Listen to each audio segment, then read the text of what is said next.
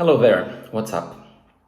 So today we're going to another video on the season dealing with yourself, which, as I said previously, seems like it's going to be a long one because I keep coming up with ideas and things that I want to share with you, so I think this is going to be a long one. Today's topic is video games. And why did I want to talk about that? Why do I think it's important to discuss the idea of video gaming on a season in which we are talking about the way you are going to deal with yourself?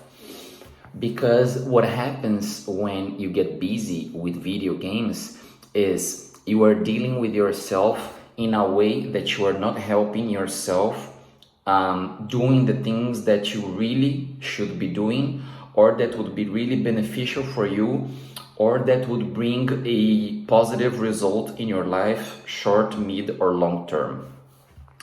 There are various studies talking about the possible bad consequences of too much video gaming, and I don't even want to enter that topic. I don't even want to take that path, because it's not only a matter of what can cause on your health, which is already bad, but what can cause on your usage of time and the usage of your brain. When you dedicate yourself a lot to video games, or even in a moderate manner, what you are doing is you are using time that you could be, I don't know, applying to invest in learning an instrument, learning a language, learning a new skill, investing on something that could be beneficial for you, into something that at most will bring you distraction, will make you, let's say, cool down, And I'm gonna tell you something. I remember that talking to my grandma many years ago, she would tell me, no, I like to watch soap operas on TV, even if they bring me nothing, because it's just a way to not think, to relax from the day, to not do anything serious. And I understand that you want to have those moments of maybe relaxation, or not doing something, or just not thinking. You had a busy day, you had so many things, you accomplished so many things, and you just want to have some time where you do nothing. Still, I don't think video games are going to help you much with that, because in most of the modern games, there will be a certain demand of attention, of focusing. In some games, if they are a bit more intelligent, you will have to think, there are strategies and so on. So even though it's a distraction, you are still active, like you are still using your brain or doing something, but not in a way that, in my opinion, is being beneficial to you, not in a way that is somehow bringing positive things to you. And this is where I think video games are not the best way. If you take, for example, a leisure activity where you don't have to do much, but that demands from you certain activity, certain physical activity or certain brain activity, like reading a book that is not about theory or not about, I don't know, complicated things, but just good literature, or sleeping a couple hours more, meditating,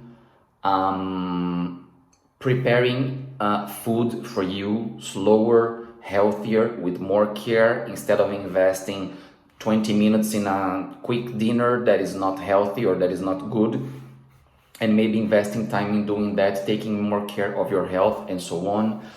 And I don't know, I could come up with a couple more examples, but you get what I'm saying. The idea is that you should be able to find activities that somehow are going to bring something to you, that somehow are going to be helpful, so to say, Good. Let's leave that aside for a while, and let's go to a second thing. There are many people, and a couple studies nowadays, that try to bring, let's say, scientific experiments or scientific data showing you that video games can be beneficial for you to develop, I don't know, quickness in thought, focusing, or better attention, or whatever. Um, that could be true and that could possibly happen. But in my opinion, there are other ways you can develop focusing, attention, accelerating your response, improving the capacity of your brain or the quickness of your thought that do not involve video games. And here I want to touch slightly, even though I said I wouldn't like to touch this topic at all, I would just like to shortly mention to you that yes, there are some issues with video gaming for your health, like possible not brain damage, but a malfunctioning of the brain due to the constant emission that you receive from the video game. You can also have problems with sleeping due to the exposure of that light, of that emission from the TV or computer or from whatever you are playing. You can also have, how can I put that, problems with getting your eyes tired, so to say. They are going to be getting dry, so to say, easier due to the focus and the attention that you put on the screen.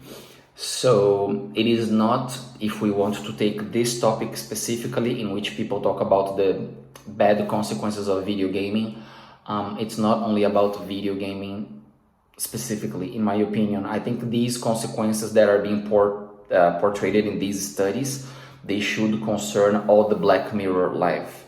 So if you tell me, okay, I'm not going to be on video games, but I'm going to be on my cell phone instead, I'm going to be on my computer instead, I'm going to be doing something else instead, even if it's not a video game, I'm going to be doing something else on my computer, on my cell phone, and so what, you are also putting time on something that, according to these studies, could cause the same kind of problems.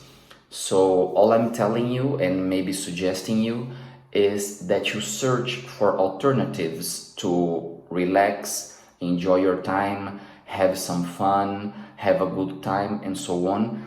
Because if we analyze in a very raw way, in a very cold way, there aren't that many benefits, if there are any, that video gaming will bring to you. Maybe you can build a network of friends that like the same topic. Yes, but you can also build a network of friends in so many different ways. Going to a library, walking in the park, going for some exposition that could be interesting for you on art or whatever. And in times where we are living so much behind the Black Mirror, and in times where we are living so much isolated, even before the actual situation we are living, but we were already kind of too much behind the Black Mirror and isolated and individualized. In these times, it's more important than ever that if you have the chance to leave your small cave and go out in the world and see what's going on in the world and maybe interact with other people and see how these people function,